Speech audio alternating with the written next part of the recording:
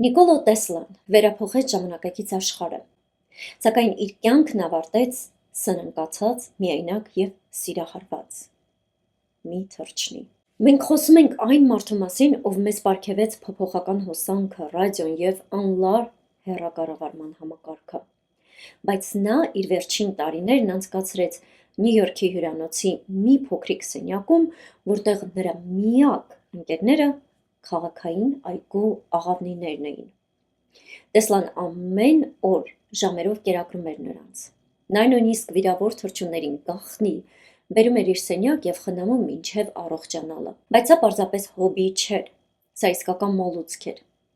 Տեսլան հայտնի է նրանով, որ սիրահարվել էր մի սպիտակ աղավնու։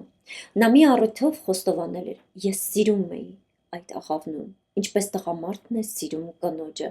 և նա էլ ինձ էր սիրում»։ Պատմությունն ավելի խորհրդավոր է դառնում։ Տեսլան պնդում էր, որ մի գիշեր այդ սպիտակ աղավնին թռել է իր պատուհանի մոտ, հայտնելու, որ մահանում է։ Գյուտարարի խոսքերով, թռչնի աչքերից կուրացնող լույս էր ճառագում, ավելի հզոր, քան իր լաբորատորիայում երբևէ ստեղծված ամենահզոր էլեկտրական կայծը։ Երբ թռչունը շունչը փչեց, Տեսլան ասաց, որ իր ներսում ինչ-որ բան նույնիսկ մահացավ։ Ինչ եք կարծում, ինչ էր սա իրականում։ Հանճար, որն ի վերջո կորցրեց իր բանականությունը, թե տիեզերքի գաղտնիքները վերծանող մարդը բնության մեջ գտել էր մի կապ, որը մեզ համար պարզապես անհասանելի է։ Սա հանճարի համար գեղեցիկ, թե ողբերգական ավարտ է։